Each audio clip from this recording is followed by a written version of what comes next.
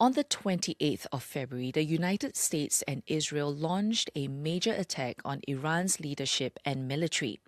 US President Donald Trump said the goal was to prevent Iran from obtaining a nuclear weapon and to defend the American people.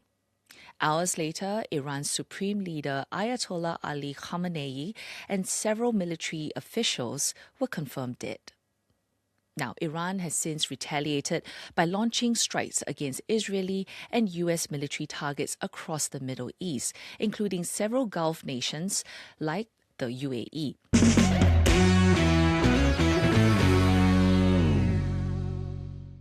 Hello everyone, Tiffany here on a special episode of the Deep Dive podcast. Leaders across Southeast Asia, including Singapore, have called for restraint and urged more diplomatic talks. Singapore Senior Minister Lee Hsien Loong also warned that tensions in the Middle East will send ripple effects on energy prices. So, what's likely to happen next? And how would the conflict drive a price war with our shipping and energy needs? With us to discuss this today, we have Dr Jean-Loup Samaan, Senior Research Fellow at the Middle East Institute of the National University of Singapore. Hello, Tiffany. Thank you very much for the invitation. And Eddy Loh, Chief Investment Officer of Maybank Group Wealth Management. Hi everyone, this is Eddy here. Thanks for having me. All right, welcome, gentlemen. So now, given that the US had increased military presence in the Middle East over the past few weeks, did this joint attack with Israel come as a surprise, Jean-Loup? No, I mean, it doesn't come as a surprise for several reasons. First, as you just mentioned, this was the biggest military buildup from the US in the region in 2 decades. Basically, the last time we saw that deployment of US military assets, this was before the invasion of Iraq in 2003. So that was not a surprise. The second aspect is that from the beginning, the negotiations between the Trump administration and the Iranian regime were doomed to fail because the Trump administration had maximalist demands. And if the Iranian regime was to accept on all those demands, this was basically signaling the end of the regime. So for regime survival, the Iranians just couldn't accept the deal with the Trump administration. So both diplomatically and militarily, unfortunately, this was not a surprise. Okay, but what was the trigger this time? Like, what happened, recently that really caused, the US to step in? Well, I think you had several elements. We can see what's happening today as the sequel of the previous operation of June last year, when the Israelis and the Americans already launched an operation which was at the time with a more limited objective. I think there was greater confidence after that previous operation that the US and the Israelis could actually lead to the collapse of the regime. There was also, as I said, the realization probably from the White House that that negotiations would go nowhere. And at a certain point, probably the fact that Donald Trump himself almost put himself in a position where he mentioned that he would provide support to the protesters, that if the Iranian regime was to was to repress the protesters, this would be a red line for him. So he found himself in a position where it was very difficult for him to maintain his credibility politically without demonstrating force like we see with this operation. Eddy, I want to bring you into the picture right now. What's been the impact on the market so far, and what are we, going to be seeing in maybe the coming week? Right. I think in terms of equities, obviously US stock futures, no surprise, is actually pointing lower. And on the flip side, oil prices spiked higher. I think Brent at one point reached $80 per barrel. Now has been heated a little bit, but still, at least well above the levels before the strike. Gold actually also benefited from safe haven demand, which is not surprise to us, no surprise to us as well. And what's the end game here? Help us to understand. What does US and Israel really want out of this, Jean-Loup? Well, first of all, the thing which is probably going to be very complex to follow is the fact that the U.S. and Israel might not have the same objectives because the national security interests at stake are not the same. For Israel, the Iranian regime has always been a very immediate threat to its interest, to its territory. This is more like a distant threat for the U.S. So that's the first thing. But clearly, when you look at the speech, the first speech that Donald Trump gave when he announced this operation, this is very different from last year's military operation. He clearly said that, we should expect an intervention for coming days, if not coming weeks. So this is not going to be a short intervention. And that relates to the second point, which is that the objective is pretty ambitious. We're talking very clearly about regime change. Donald Trump is not suggesting that the U.S. is going to invade the country, but he's clearly saying that the air campaign that we are witnessing is targeting all the infrastructure, the leadership of the Iranian regime, and he's calling very explicitly on the Iranian people to take power. So that also explains why the Iranians reacted the way they did, which is unprecedented wave of attacks across the region, because they understand that this time is very different, that this is not going to be solved in just a few days. This is not a matter of escalation for a few days and then everyone tries to restrain. No, this is like a real war, and a war that has not been seen in the region for decades. So this is not so much of the nuclear threat that Iran could possibly pose.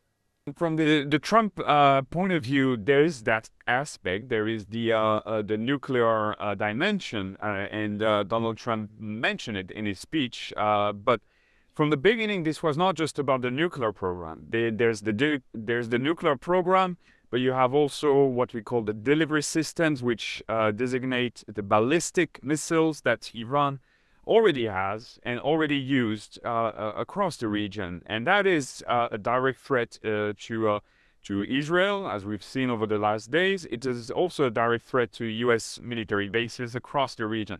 In addition to that, there was also a lot of tensions between the U.S. and Iran regarding the Iranian support to what we call its proxies, non-state actors that operate across the region with Iranian military support. So we're talking about Hezbollah in Lebanon, we're talking about Hamas in the Gaza Strip, or we're talking about the Houthis in Yemen. So all those different aspects explain also why the negotiations failed. Iran has vowed to retaliate, and you mentioned about these allies in the region that it has. How effective would that retaliation be? And is there sort of are we thinking where could it possibly be in the region, or even beyond that?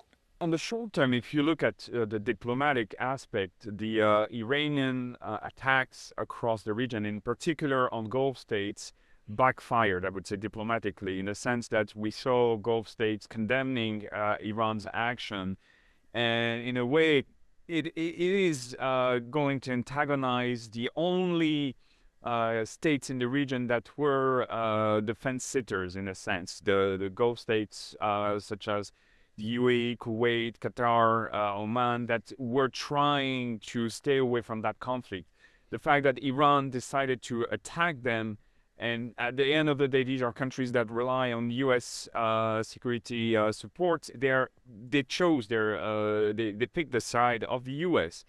At the same time, if the war drags on, which is what we see today, I mean, we will probably see a lot of issues regarding the disruption of infrastructures in the Gulf, and Eddy will probably give a lot of details on that with regards to the Strait of Hormuz, or just the fact that the air traffic, the fact that you have airports such as the one in Doha or the one in Dubai, which are some of the biggest airports in the world that are disrupted at the moment. This is, again, unprecedented. So on that, I guess the Iranians hope that this will force the U.S. to change its strategy. But honestly, I doubt at this stage that the U.S. administration or the Israelis are going to change their strategy because of that.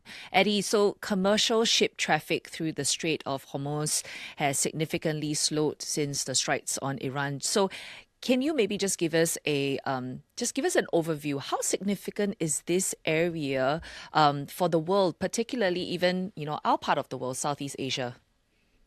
Right. If I were to take a step back, just adding on to what Jean-Loup has actually said, this time around, it definitely appears that U.S. is making a stronger push for regime change in Iran versus the episode last June. And that is actually leading to or triggering stronger responses from Iran.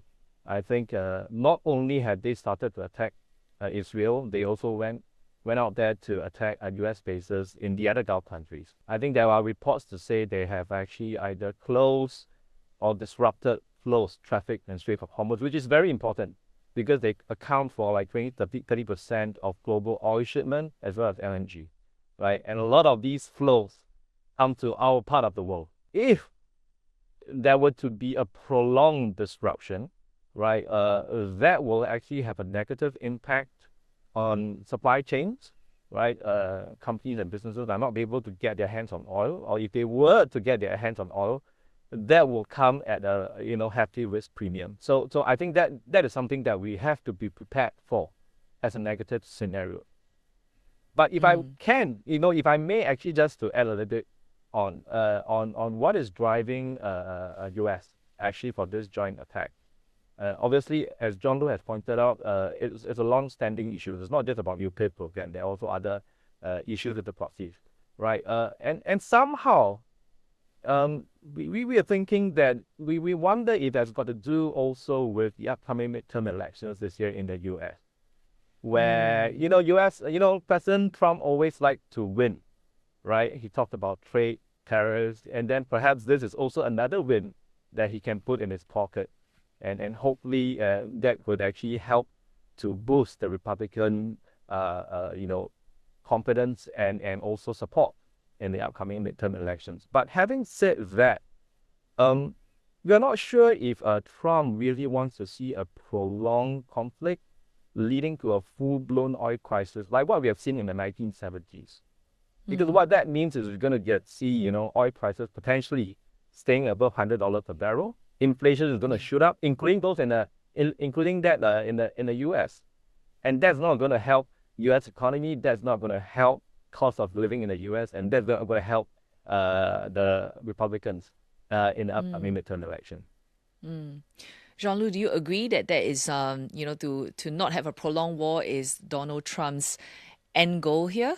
We know for sure is that Donald Trump likes wars that are short and without any casualty for U.S. troops. Having said that, the decision to go to war here goes against domestic politics, I would say, in the U.S. Because if you look at the polls before the war, the majority of Americans were against that war, and they don't see, I would say rightly so, they don't see the reason why the U.S. as national security interests would be so at stake that it requires that intervention. I think it's a big gamble from Trump, but there are several reasons where I think we can understand why it took that risk. I think there's this psychological aspect in particular. First, the fact that the previous operations he conducted, either during this presidency or the first presidency, he was in a way very lucky. He didn't have a long conflict. So there might have been also an element of overconfidence, especially in the current White House environment. I assume that after the Venezuela attack of January, there might have been this environment where the U.S. feels it can very quickly intervene anywhere where it wants. And then at the same time, as I mentioned, you had a President Trump that personally engaged his own credibility on the Iranian files. So he may feel he has to do something about it. But I would agree with Eddy in the sense that if there's one aspect that Donald Trump follows, it's the economic and the business indicators. If he feels that there are negative aspects, detrimental aspects to the war because of this intervention, he will try to do something.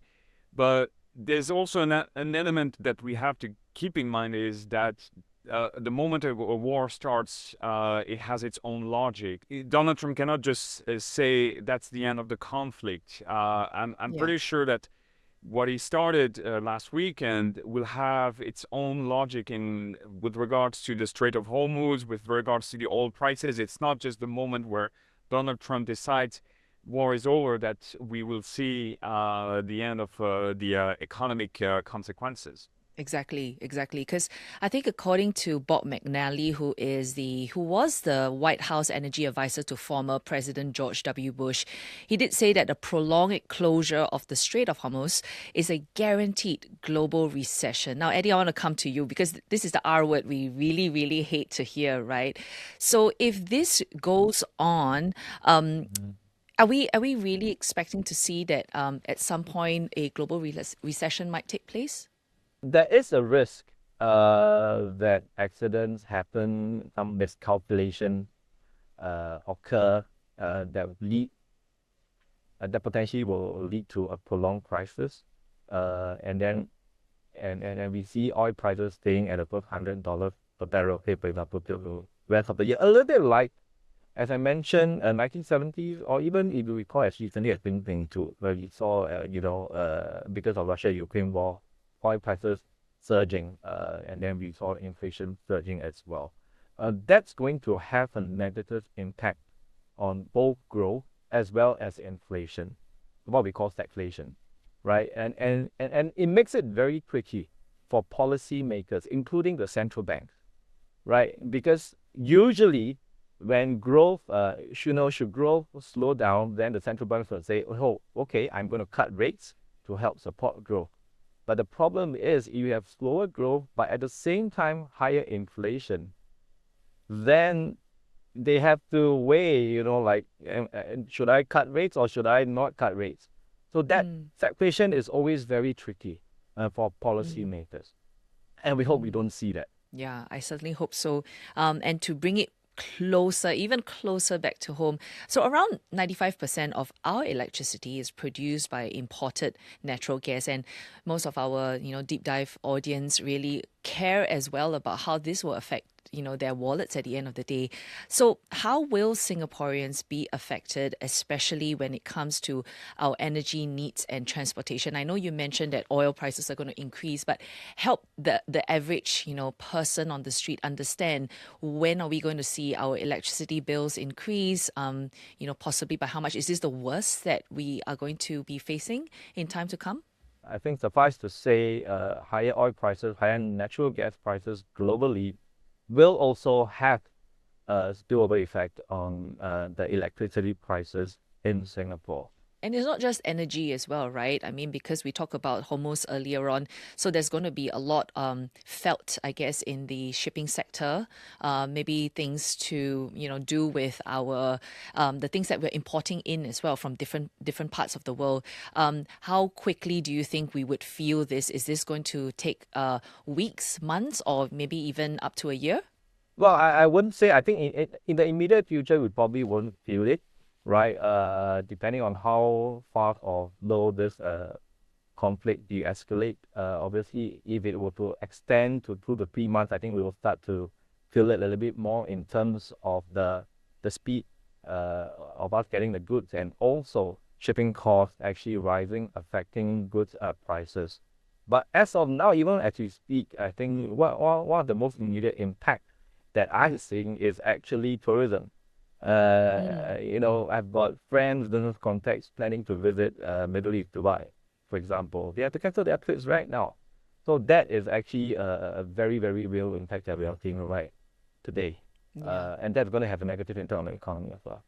And I think right now the situation will continue to remain fluid. I mean, things are changing by the hour. What are the possible chain reactions if this conflict escalates? Jean-Loup? I know it's a big concern in Singapore and I would say in Asia. The question of China or Russia intervening in this regional conflict turning into a global war. I'll say a positive thing, one of the few for our discussion, which is I very doubt that either China or Russia is going to get into the conflict. China doesn't consider Iran as an ally. If we look at China's policy over the past 3 years of conflict between Israel and Iran, clearly China tries to stay as much as possible away from the Middle East conflicts. And what we saw is basically the past days, China's very predictable condemnations of the operation, but nothing more. So that's one thing I would say that we're not going to see, except that there's a black swan. We never know, but it's very unlikely. Having said that, the big question again will be the length of this conflict. What we're going to see probably at least for the coming week is more of the same in terms of airstrikes conducted by the Israelis and the Americans. And one important development that I would say nobody really can anticipate is things on the ground inside Iran. As I mentioned, there's no plan at the moment for a U.S. ground intervention.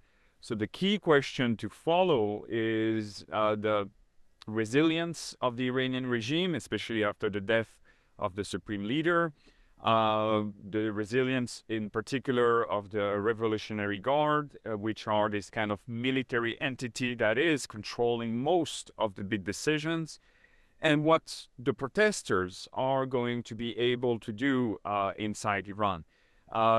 As I said, the U.S., and in particular Donald Trump, is betting on the protesters taking power. I have very big doubts that we will see, let's say, a peaceful transition inside the country. The two options I see is either the military, so the Revolutionary Guards taking control and maintaining a tight grip on the regime, or we see a civil war just like we saw, for instance, in Libya, in Iraq after the fall of Saddam Hussein. Both cases are very worrisome because if we look at Iran, this has, again, a big economic strength, big economic implication for the region. But that's, I would say, the big unknown, how things are going to turn out domestically inside Iran. Is it also an unknown who is likely to replace the supreme leader? When you have targeted killings like if the Israelis have been doing for decades, you can assume that the Iranians have had plans for a long time. So the question is how strong the chain of command can remain, because we have the killing of the supreme leader, but the Israelis are also saying that they killed more than 40 military commanders at the same time during the past days. So it's very difficult to measure how weakened their chain of command is at the moment. So again, question being the resilience of the military structure vis-a-vis the operation from the U.S. and the Israelis, but also vis-a-vis the protesters in the streets, because we should not forget that this started a few weeks ago with big protests in the streets against the regime. So it's not like you have a national unity behind the regime. If I may just add a little bit on China. China is actually one country that we're also watching very closely as well. As what Jean-Loup mentioned, I think it will be good if China were to just say but not join in. Or else, the whole situation may escalate into a global conflict. But bearing in mind that, Iran, China, they may not be the closest friends, but China does import a large majority of Iranian oil, right? So they do need the oil export from Iran. Of course, they can seek alternatives now. if need be. But still, there's this strategic partnership. We are also watching who the new supreme leader or the new Iranian leadership will be. At the end of the day, I think you do need to give them a little bit of space. I think US do need to give them a little bit of space, because if you push them too hard, desperate people take desperate measures, right? If they've got nothing to lose, then they may just resort to anything, right? So that's something that we do not wish to see. So at the end of the day, we still hope and believe that while we are seeing further escalation in the near term, hopefully there will be eventual de-escalation of the situation. I think at the end of the day, I mean, we do see how everything has, there's always going to be a chain reaction at the end of the day. But thank you so much, gentlemen, for coming in today, giving us a quick analysis of the situation on the Deep Dive podcast. I think many things will be changing in the next, few days. Donald Trump has already said that it is going to be, even up to maybe even a month. So, I guess anybody who is interested to find out more, they can stay tuned on CNA. There will be a lot more coverage on this. Special thanks to the team behind this episode. We have Junaidi Johari, Ho Pei Ning, Joanne Chan, and Charlene Tan. Video by Zikri Aiman and sound by Joseph Jeremiah Jacob. I'll see you all in the next episode.